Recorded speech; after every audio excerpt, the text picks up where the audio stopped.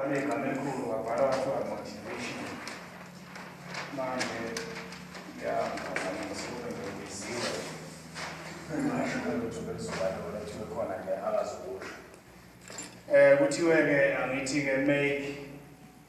my workplace a home. Asenze indawo yokusebenzela kube sekhaya. Kukhona izinto eziyaye zisiphazamise ekutheni senze indawo yokusebenza kube sekhaya. Kodwa ke mhlambe singakafiki kizo. Sithe make my workplace a home. Angizizwe ngisekhaya emsebenzini. Kulokho okubaluleke kakhulu kukhona ama-senses. Sinama-senses lawa mangaka ama-senses akanawo umuntu. Noma siya ukuthi mangaka eyodwa nje mhlawumbe singayibala. Yebo. Sight. Angibhali sight. My wrong ngizomlungisa. Amakhophi phela awekho la. Ilokhu zani i-cash flow akaprovanga. Hearing. Reading. Hearing. Oh, hearing. Yeah, hearing. Right. Smell. Okay, smell. Swaqede. Kukhona lena abayibiza non-scientific sense. Yible. Ukhulume ngayo bafowabo. Bafowabo ngifuna uphinde ukhulume phambi kwabo. Ukhulume ngayo. Angithi 60% yeah, lena ethiwa non-scientific ayikho science khona i-sense of belonging. Yeah, angazi ukuthi right sense wakhe. Ngakho yama esabhalile ngisho i-copy phela. I-sense of belonging. Ukhulume nge-trade union. Sense of belonging. Bala amagama amakhulu ungaboni.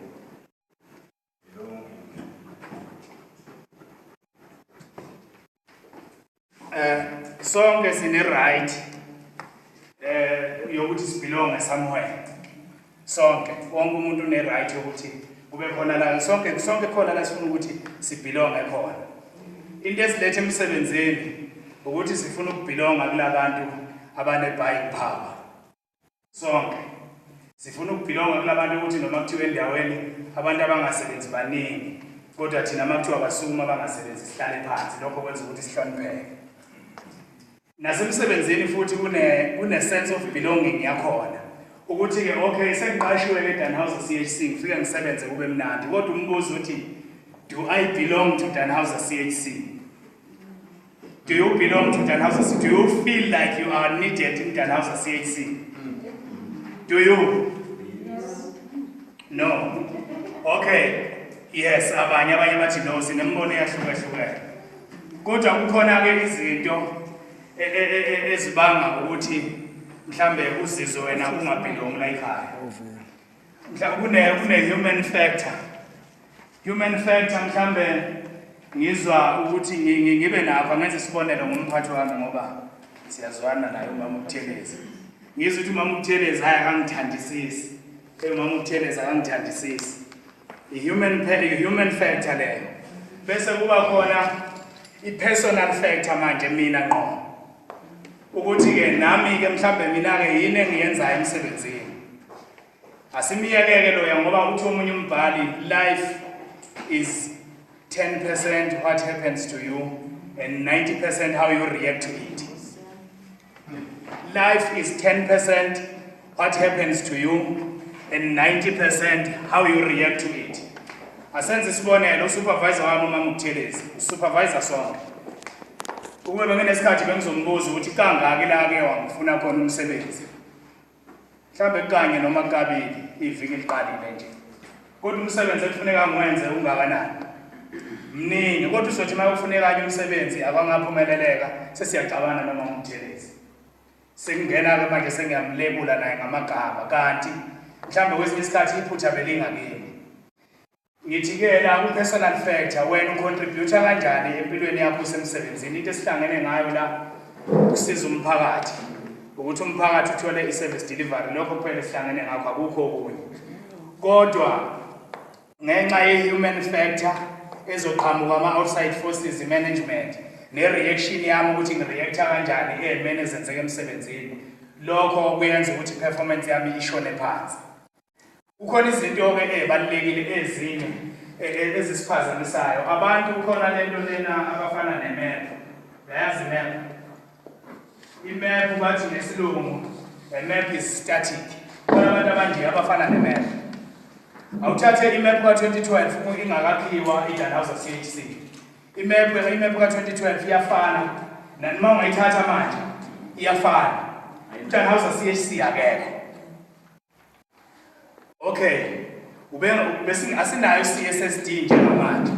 Ngonyaka ozayo sekufaka u-CSSD la ngaphakathi. Umuntu usafana nani lento oyenziwe emadadeni, umuntu static. Uhambile u-HRD practitioner uMntungwa. Usele usisimbali ngane yami umama uThelezi, ngane yami ngiyacela ngane yami ngicela ukuthi ungibambele no-HRD kula malanganyana.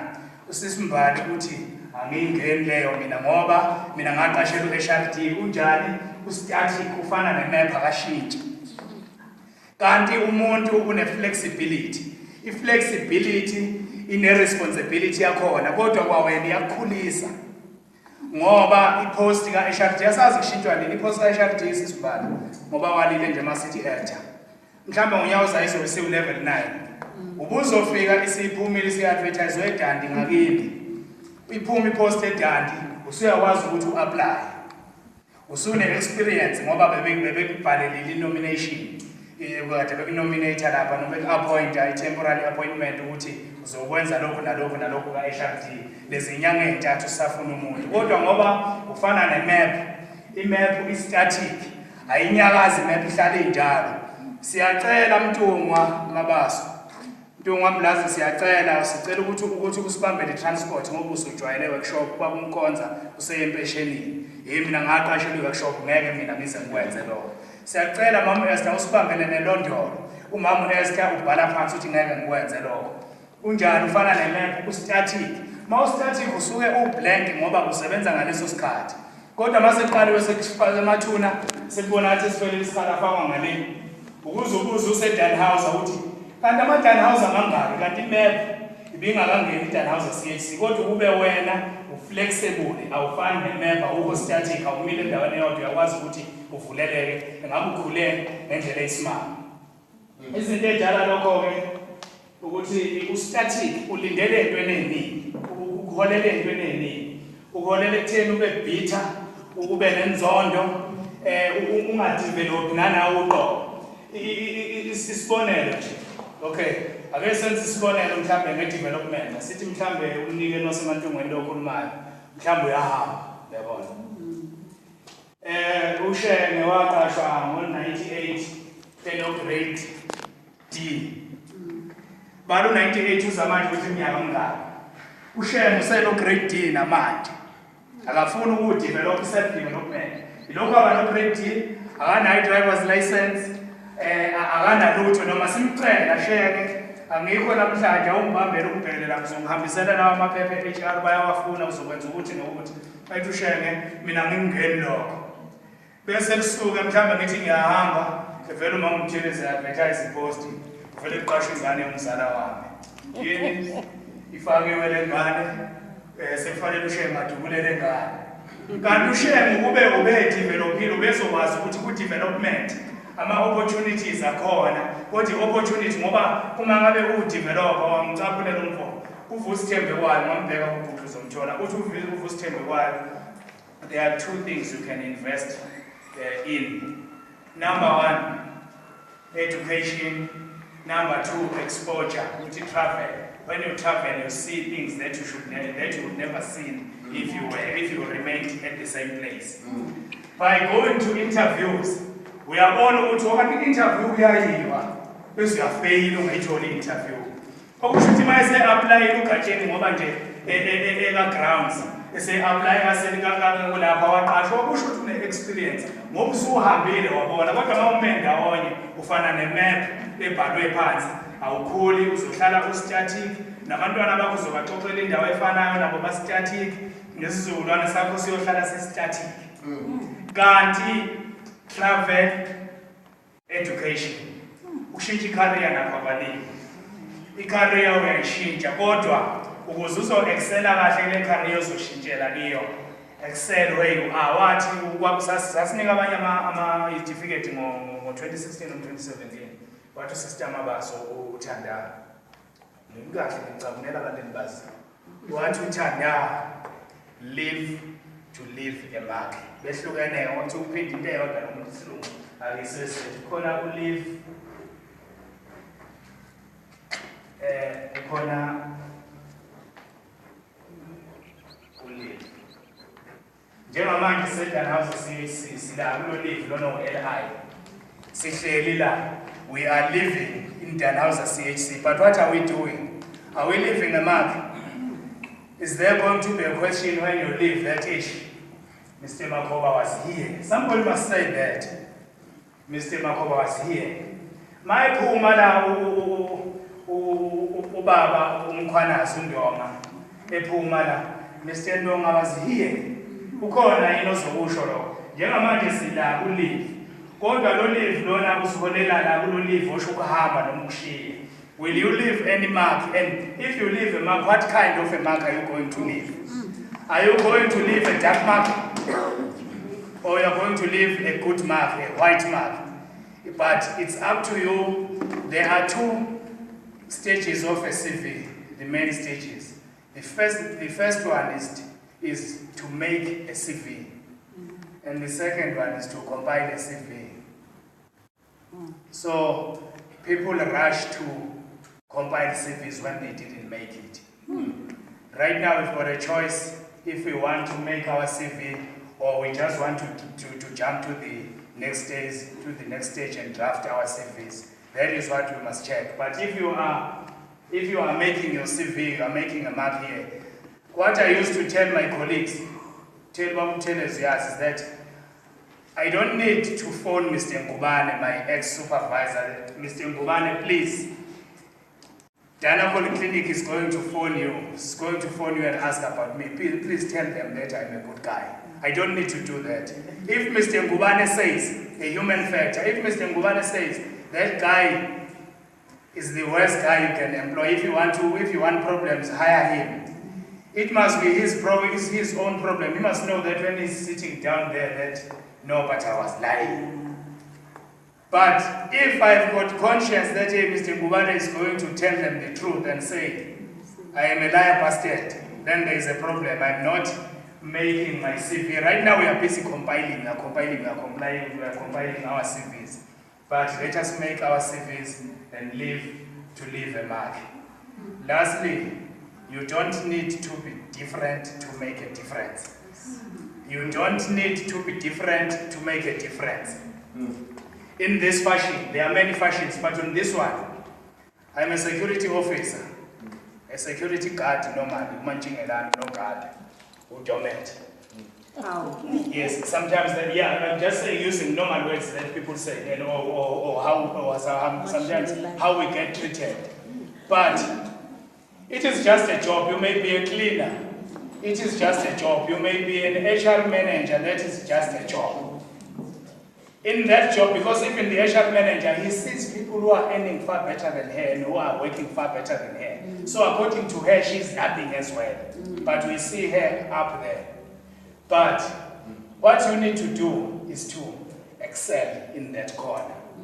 When you get into a room and sweep it and smile. Learn to shake things off, whether you are a manager or whatever you are doing. Because I walk into the HR manager's office, I do wrong. And the HR manager keeps that. Mr. Makoba comes, he's clean. His shoes are clean. Everything is clean. His work is clean. But because of me, who was wrong, he will say, but why didn't you put a full stop here? You are sleeping on duty. You see. Then Mahatma comes. Yeah, why didn't you put a comma here? Do you see that this is a paragraph sentence? Have you ever said something like that at school? Now she didn't shake things off.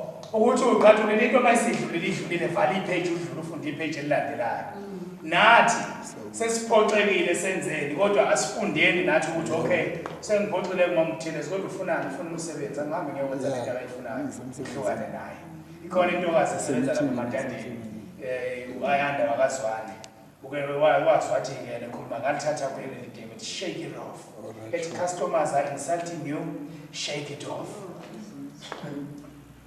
your manager is insulting you shake it off your staff is insulting you shake it off make sure that your supervisor is not scared to supervise you make sure that your staff is not scared when you come along let us not feed them let us not spoon feed them let us not throw stones into their throats but let us teach them how to drink stones then by so doing we are going somewhere. Sister Mabaso again on the same days at the training center in 2016 or 17, she said, if you can't smile, wear a smile. Then your customers will